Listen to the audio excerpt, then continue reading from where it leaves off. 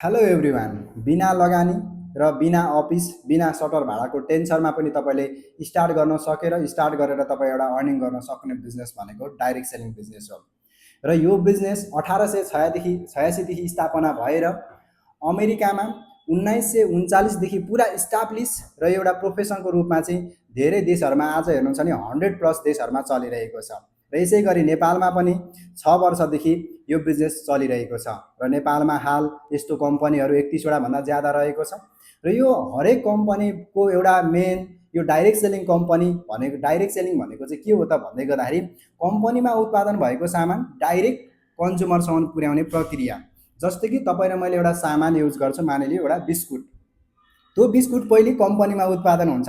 जब कम्पनीमा उत्पादन भइसकेपछि एउटा डिलरमा जान्छ क्या, र डिलरमा गइसकेपछि होलसेलरमा जान्छ, होलसेलरमा गइसकेपछि एउटा रिटेलरमा। अब यो रिटेलर होलसेलर डिलर यो कम्पनी बिचमा एउटा के हुन्छ त भन्दाखेरि एडभर्टाइजिङ भन्नुको मतलब यसको बारेमा कसैलाई प्रमोट गर्छ क्या। जब यो सबै कुरा प्रोसेस हुन्छ तब तपाईँ र मैले अब किराना पसलबाट लिएर त्यो कुरा कन्ज्युम गर्न सक्छौँ। तर डाइरेक्ट सेलिङमा यो कुनै पनि बिचौलिया हुँदैन। यहाँ डाइरेक्ट एउटा कम्पनी हुन्छ र बिचमा एउटा के हुन्छ, डिस्ट्रिब्युटर, जसले चाहिँ यो कम्पनीको प्रोडक्टको बारेमा अरूलाई बताउँछ।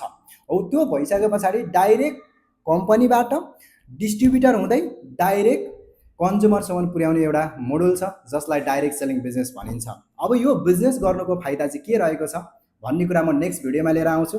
अहिलेको लागि यति नै रहेको छ। हो यस्तै ज्ञानमूलक कुराहरू हेर्नको लागि मेरो युट्युब च्यानललाई सब्सक्राइब गर्नु नभुल्नु होला, लाइक शेयर कमेन्ट गर्नु होला। कस्तो लाग्छ मैले सुधार्ने एउटा मौका पाउँछु हजुरहरूको कमेन्टबाट। Thank you so much.